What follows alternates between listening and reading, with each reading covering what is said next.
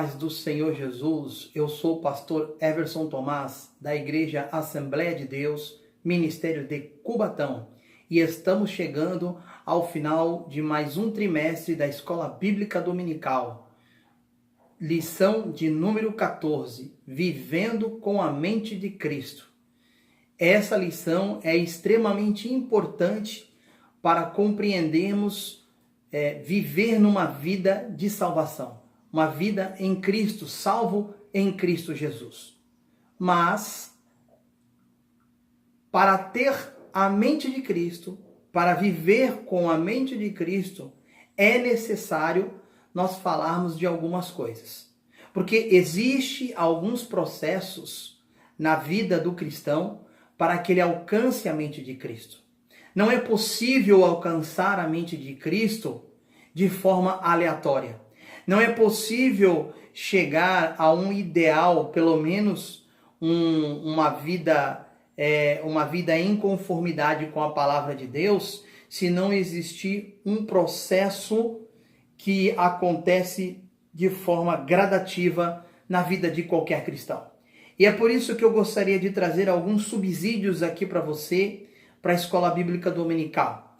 Eu já disse algumas vezes, esta aula ela é de subsídios para a Escola Bíblica Dominical e não uma escola bíblica, né? Eu não dou uma Escola Bíblica Dominical. Eu trago subsídio para que você possa ter um maior suporte ali na Escola Bíblica Dominical. Então, eu gostaria de trazer aqui alguns termos de extrema importância que antecede uma vida com a mente de Cristo. Ninguém consegue ter a mente de Cristo da noite para o dia. É necessário você conhecer alguns termos que nós encontramos no Novo Testamento que nos conduz a ter esse tipo de vida. Eu posso aqui enumerar para você aqui diversas palavras que nós encontramos, mas eu vou falar aqui somente algumas, né? E a palavra que eu gostaria de trazer para você aqui neste momento é metanoia. Metanoia, mudança de mente. Ou então, como é conhecido, metanos, né? Metanos. Agora, quando diz lá, no texto de 2 Coríntios, capítulo de número 2, no versículo 16, quando diz que nós temos a mente de Cristo, ele está usando aqui a mente, está falando do nous, né? Nous, que é mente. Mas o que é mente? O que é mente? Bom, nós não vamos entrar aqui em termos técnicos, mas nós vamos falar aquilo que a Bíblia fala, né? A Bíblia fala que a mente é o centro do pensamento e das emoções. É isso. O centro do pensamento, o centro das emoções, o centro da onde há mudança de vida nos cristãos. Nós temos a capacidade intelectual de perceber, de compreender, como também de sentir e julgar e determinar. Salmos 32, 9 e 1 Coríntios 14, 20 fala sobre isso. Renovar a mente. A mente é o centro do pensamento e de todas as emoções. Efésios capítulo de número 4, 22, que diz assim: e vos renoveis no espírito de vosso, renoveis no espírito do vosso entendimento.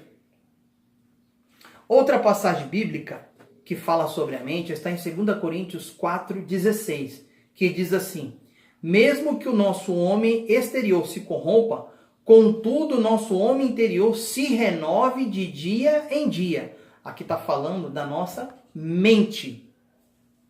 Aqui está falando da nossa mente, da renovação da nossa mente.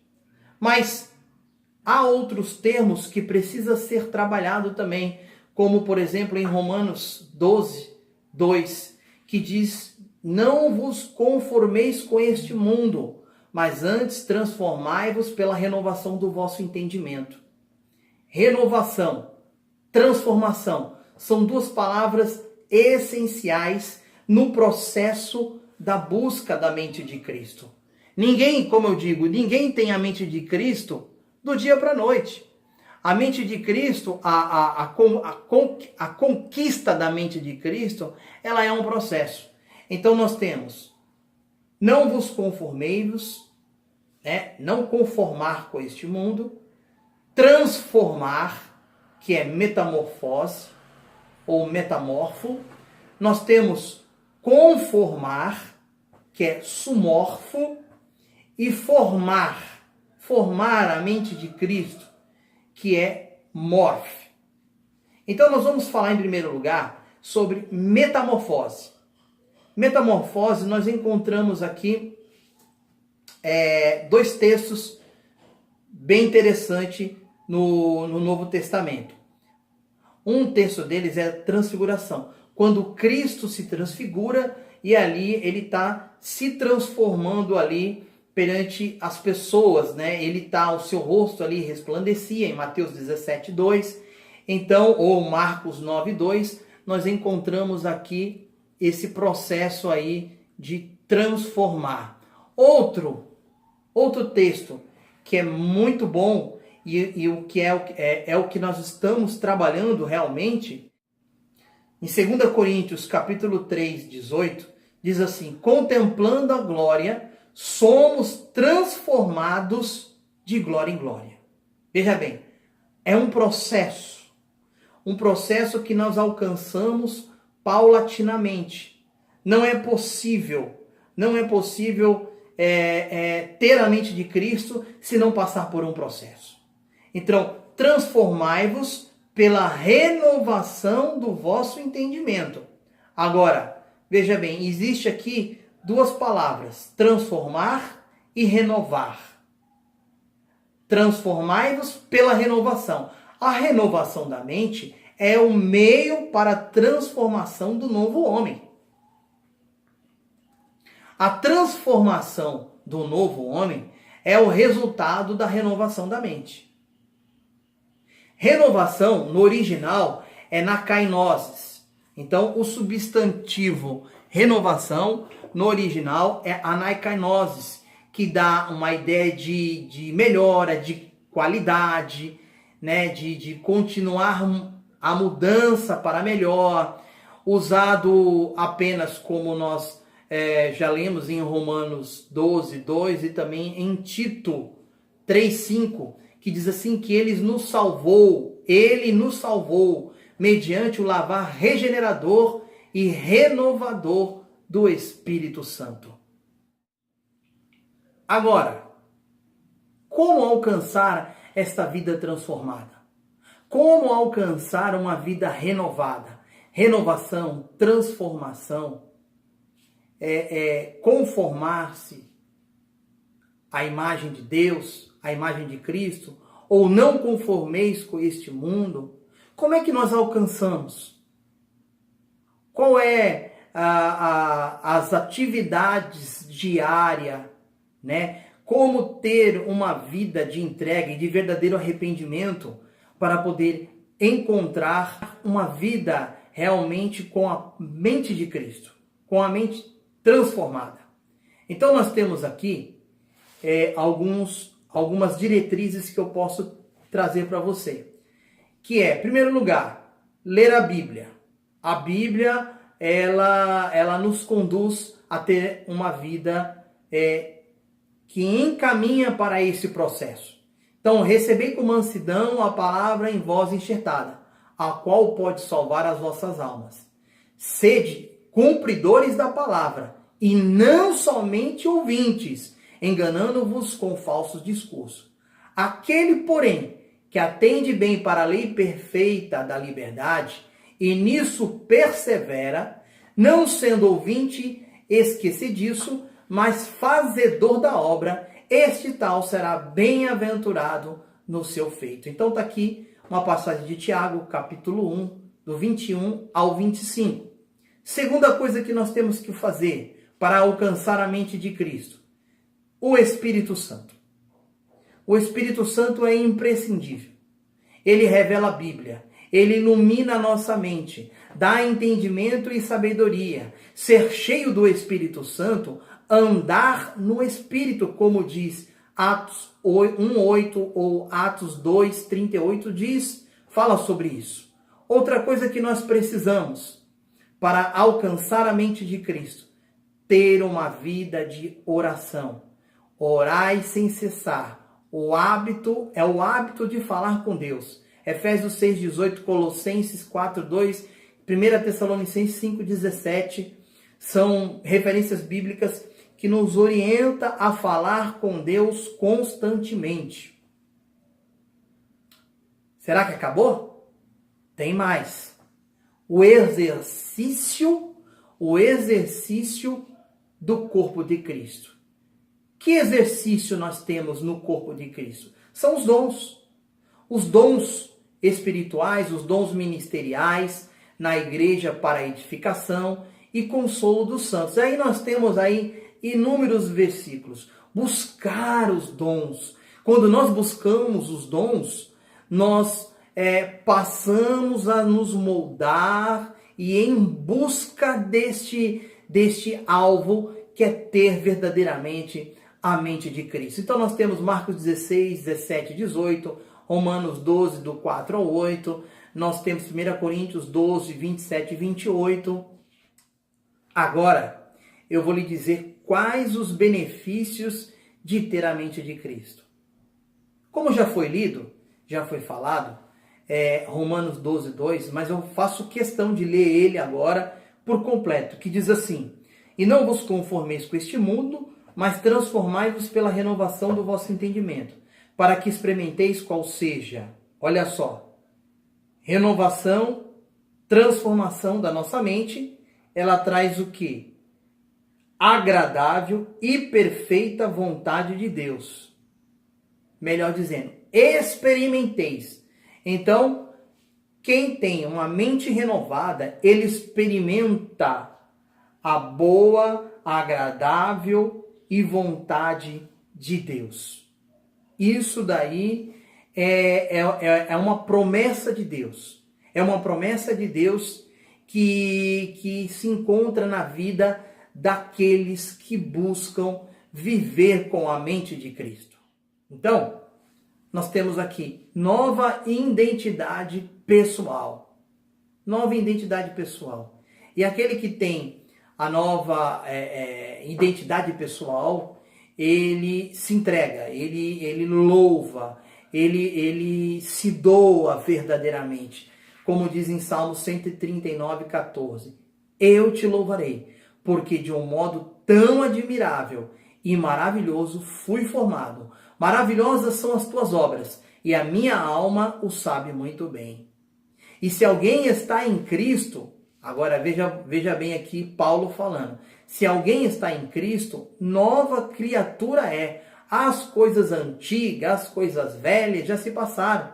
Eis que tudo se fez novo. 2 Coríntios 5, 16 e 17. Quero trazer para você pensamento de pessoas que viveram uma vida inteira diante da palavra do Senhor.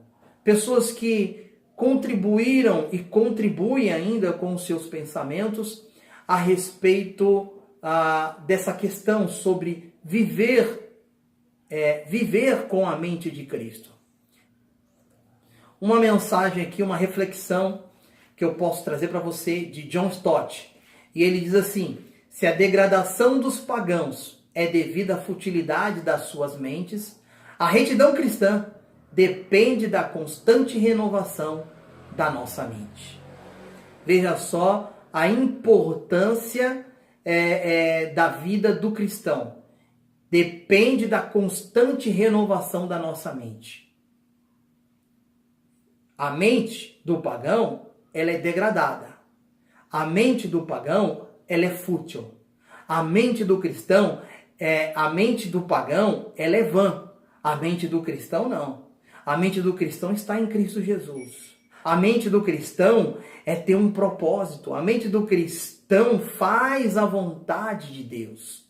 É muito diferente.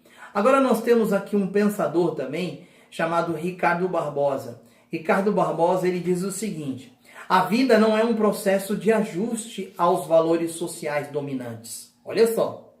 Não precisamos nos moldar aos valores sociais dominantes, mas um caminho que envolve crise e transformação, onde a tensão entre a palavra de Deus e o mundo estarão sempre presentes.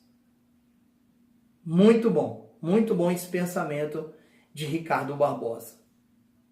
Agora, eu proponho para você entrar no texto da leitura bíblica em classe. Porém, faz-se necessário não somente ler do versículo 12 ao versículo de número 16.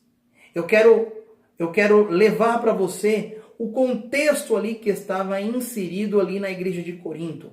Eu já falei na aula anterior sobre essa questão, mas é importante falar do contexto vivencial, porque senão nós não entendemos por que o apóstolo Paulo está falando tudo aquilo. Por que somente lá no último versículo o apóstolo Paulo fala que nós temos a mente de Cristo. Antes de lermos do versículo 6 em diante, eu gostaria aqui de explicar para você o contexto vivencial do apóstolo Paulo. O apóstolo Paulo estava ali enviando aquela carta para a igreja de Corinto. A igreja de Corinto, ela vivia mediante a uma cultura grega. E a cultura grega, eles davam muito valor para a intelectualidade, para a filosofia, para a atividade laboral do pensar, né? Refletindo sobre a questão do universo, tentando trazer explicações e tal. E quando chegou o cristianismo ali na cidade de Corinto, uma cidade bastante desenvolvida, eles entendiam que os cristãos eles eram loucos. Os cristãos, ser cristão é tolice. Ser cristão é absurdo, né? É um improvável. Então, o grego, como ele valorizava a sabedoria, a sofia, né? Ele valorizava a sabedoria, então ele criava, através do seu pensamento, justificativas para não ser um cristão. E o apóstolo Paulo, vendo esse conflito na cidade, mediante a igreja, e ele desenvolve ali um pensamento magistral e muito elucidante a respeito da sabedoria. A sabedoria dentro de um contexto geral. Por quê? Aqui o apóstolo Paulo, ele trabalha dentro desse contexto da sabedoria para poder chegar na mente de Cristo. Pois, na verdade, quem é sábio são verdadeiramente aqueles que já passaram por uma transformação, por aqueles que já se conformaram com a mente de Cristo, têm a imagem de Deus na sua vida, já foram renovados, né? Como é o processo para o alcance da mente de Cristo. Então aqui o apóstolo Paulo, ele fala daqueles que já passaram por esse processo. E aí ele desenvolve o seu raciocínio explicando a respeito da sabedoria de um modo geral. Então o apóstolo Paulo, ele fala aqui, por exemplo, no versículo de número 6, vamos ler aqui, ele diz assim, no versículo de número 6, todavia, falamos sabedoria entre os perfeitos, porém a sabedoria deste mundo, nem dos príncipes deste mundo que se aniquilam.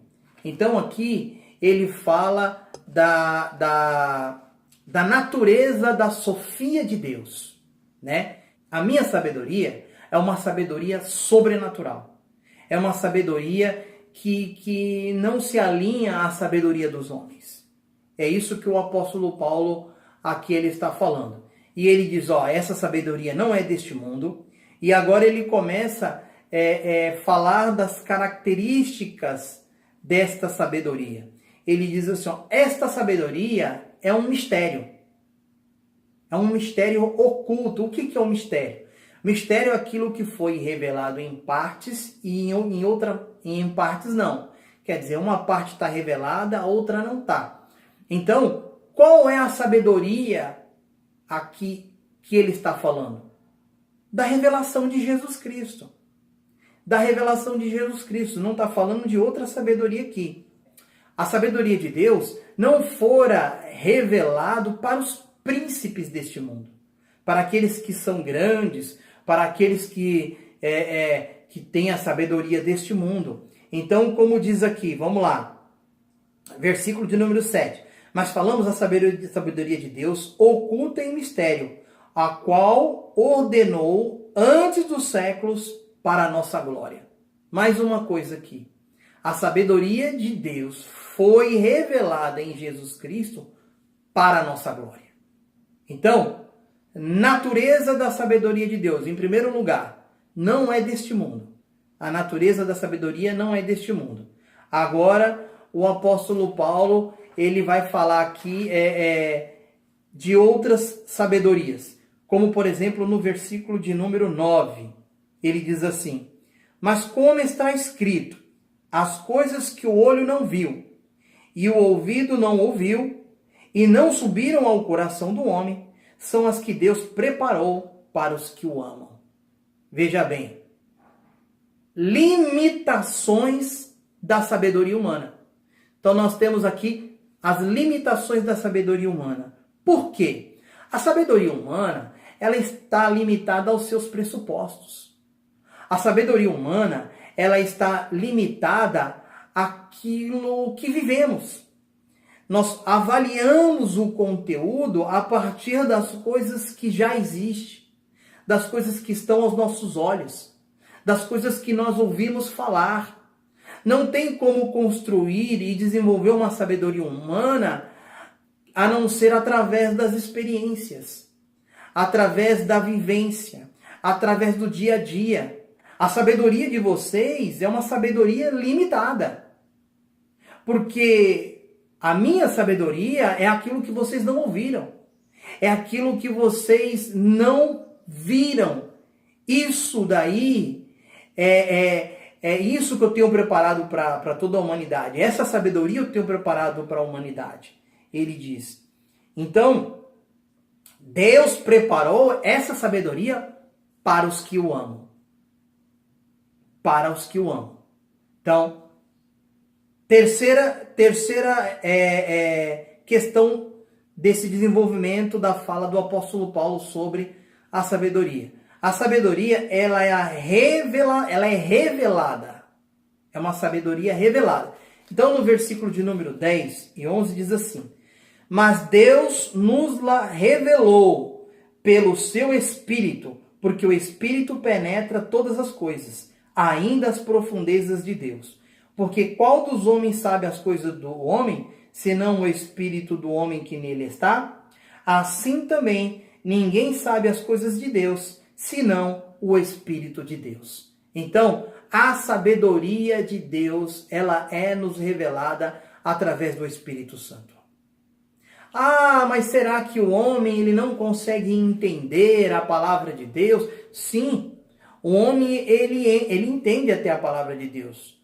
Muitas pessoas aí, haja vista que nós temos muitos teólogos que não são cristãos. É lamentável eu dizer isso, mas é a pura verdade. Existem muitos teólogos que não são cristãos. E eles conseguem compreender muitas coisas. Agora, viver na sabedoria de Deus é somente para aqueles que têm o Espírito Santo. Viver, sentir a sabedoria de Deus é somente para aqueles que realmente se entregaram para o Senhor e têm uma vida, têm a mente verdadeiramente de Cristo. Quarto item agora, eu posso dizer para você, do desenvolvimento da sabedoria, o nosso acesso. Nós temos acesso à sabedoria de Deus porque nós cremos em Deus. Nós acreditamos. Pela fé nos é dada o acesso à sabedoria de Deus.